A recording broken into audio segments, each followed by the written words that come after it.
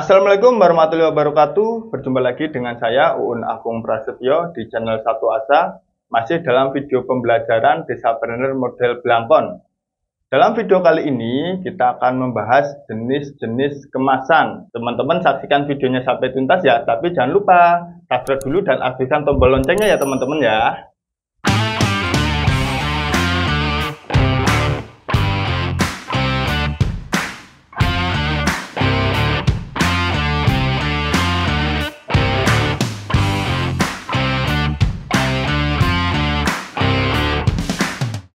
Jenis kemasan yang pertama adalah kemasan berdasarkan fungsi untuk isinya.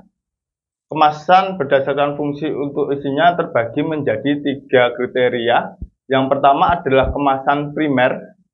Kemasan primer adalah kemasan yang langsung bersentuhan dengan produk atau dengan isinya. Kita ambil contoh kemasan air mineral atau kemasan minuman atau kemasan produk-produk makanan ringan. Nah, itu biasanya kemasannya adalah yang digunakan adalah kemasan primer, di mana produk langsung bersentuhan dengan kemasan tersebut. Dan di kemasan primer biasanya juga terdapat berbagai macam media promosi, mulai dari labeling, terus deskripsi produk, atau juga kalimat-kalimat tagline-tagline yang dapat meningkatkan daya tarik dari kemasan tersebut. Selanjutnya ada kemasan sekunder. Kemasan sekunder adalah kemasan kedua dari sebuah produk. Kalau pada umumnya kemasan sekunder ini berupa kardus karton ya, misal ada produk dalam satuan berapa piece, terus dikemas dalam satu karton. Nah, itu karton tersebut adalah kemasan sekunder. Tapi di era sekarang ini ada juga kemasan sekunder yang berupa tas belanja. Nah, kemasan sekunder yang berupa tas belanja ini yang sekarang banyak digunakan oleh pelaku-pelaku UKM sebagai media promosi. Contohnya seperti ini, jika teman-teman pernah berbelanja ke toko oleh-oleh, biasanya ketika kita membeli oleh-oleh dalam jumlah banyak, kita akan ditawari kemasan untuk memudahkan membawa produk tersebut. Biasanya dalam bentuk karton atau dalam bentuk tas belanja. Dan itu kita harus bayar ya teman-teman ya.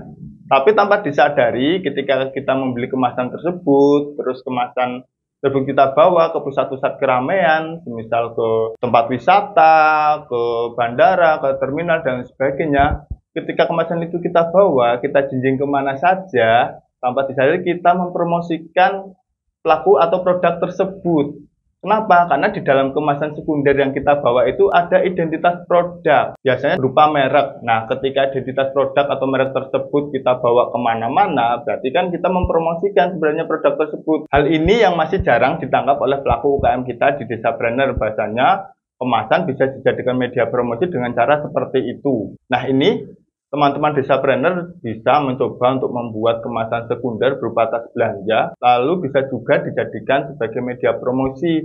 Misal, pembelian dalam jumlah tertentu akan mendapatkan kemasan sekunder tersebut. Nah, ketika kemasan sekunder tersebut sampai di tangan konsumen dan digunakan untuk belanja ke pasar atau juga ke pusat-pusat keramaian, nah itu kan secara langsung juga mempromosikan produknya teman-teman. Jadi, boleh nih dicoba strategi kemasan sekunder untuk bisa meningkatkan promosi produk kita. Yang ketiga ada kemasan tersier. Kemasan tersier ini biasanya digunakan untuk mengemas barang dalam jumlah yang banyak atau mengemas produk dalam jumlah yang banyak untuk pengiriman ke tempat yang jauh. Misalnya sudah dikemas dalam dumpeks, terus dikemas lagi dengan karton, terus dikemas lagi dengan kemasan peti kayu atau kemasan karton yang lebih besar.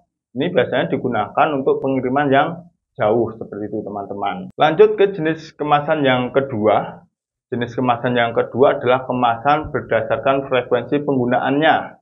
Kemasan berdasarkan frekuensi penggunaannya yang pertama adalah kemasan sekali pakai. Nah, kemasan sekali pakai ini adalah kemasan yang ketika sudah habis produknya, terus kemasan tersebut dibuang atau tidak digunakan lagi. Yang kedua ada kemasan yang dipakai berulang kali tetapi harus dikembalikan ke produsennya. Semisal galon air mineral. Nah, galon air mineral ini ketika sudah habis, ada yang dikembalikan ke produsennya untuk diisi ulang dan diperjualbelikan lagi. Contoh berikutnya adalah botol kaca untuk mengemas produk saus dan kecap. Nah, botol kaca ini biasanya dikembalikan juga ke produsennya untuk bisa digunakan lagi untuk mengemas produk yang baru. Nah, kalau teman-teman juga produknya memungkinkan untuk menggunakan kemasan yang digunakan berulang kali dengan dikembalikan ke produsennya, ini juga bisa jadi media promosi. Misal produknya teman-teman adalah sampo untuk binatang peliharaan, biasanya dikemas dalam bentuk botol. Nah, botol tersebut bisa dikembalikan ke produsennya dengan jumlah tertentu, nanti mendapatkan bonus satu sampo yang baru seperti itu. Jadi botol tersebut dikembalikan, tapi konsumen atau pelanggannya mendapat bonus botol sampo yang baru yang berisi sampo tentunya. Yang selanjutnya adalah kemasan yang dapat digunakan berkali-kali tanpa harus dikembalikan ke produsennya. Jenis kemasan ini sering kita jumpai kalau musim lebaran besok teman-teman. Nah, musim lebaran besok kalau teman-teman bertamu ke tempat saudara, tetangga, atau teman gitu ya, nanti biasanya dihidangkan berbagai macam cemilan atau biskuit. Nah, kadang di dalam kaleng biskuit yang kita buka, ternyata isinya bukan biskuit, tapi rengginang atau peyek. Lah, ini adalah contoh kemasan yang digunakan berkali-kali tanpa dikembalikan ke produsennya. Tetapi produsen biskuit tersebut juga tidak pernah protes ketika kemasannya digunakan kembali untuk diisi produk yang lain. Kenapa? Karena semakin banyak kemasan yang ada di rumah-rumah di seluruh Indonesia, berarti produk tersebut sangat dekat dengan konsumennya atau sangat dekat dengan calon konsumennya. Jadi kemasan sebagai media promosi sudah masuk hampir ke semua rumah yang ada di Indonesia. Dan ada kemungkinan ketika ada orang membeli biskuit untuk lebaran misal gitu ya, nanti akan membeli produk yang sama yang seperti ada di rumah-rumah yang ada di Indonesia. Jadi produsennya malah nggak protes, malah senang kalau kemasannya digunakan berulang-ulang kali, bahkan sampai lama ada di dalam rumah tersebut. Karena itu berarti produk tersebut sangat dekat dengan konsumennya melalui kemasan. Jenis kemasan yang ketiga adalah kemasan berdasarkan cara penggunaannya. Kemasan berdasarkan cara penggunaannya ada dua, yaitu kemasan yang dapat langsung digunakan, seperti kemasan bungkus snack, itu biasanya langsung snacknya dimasukkan, atau kemasan makanan ringan, biasanya makanan ringannya langsung dimasukkan ke dalam bungkusnya tanpa melalui proses perakitan. Selanjutnya, setelah tadi kemasan yang bisa langsung digunakan, ada kemasan yang harus dirangkai terlebih dahulu cara penggunaannya. Kemasan yang harus dirangkai terlebih dahulu cara penggunaannya ini contohnya adalah box nasi. Nah, box nasi itu biasanya masih berupa lembaran. Ketika masih berupa lembaran itu harus dirangkai supaya menjadi box dan penutupnya. Itu tadi pembahasan tentang jenis-jenis kemasan. Nah, nanti bisa teman-teman ulas ya video ini, terus dilihat kembali kemasannya teman-teman, kira-kira kemasannya teman-teman masuk ke jenis yang mana, dan sudah punya daya tarik atau sudah jadi media promosi produknya teman-teman belum? Kalau belum, nah bisa nih mulai dicoba kemasannya supaya memiliki daya tarik dan bisa dijadikan media promosi.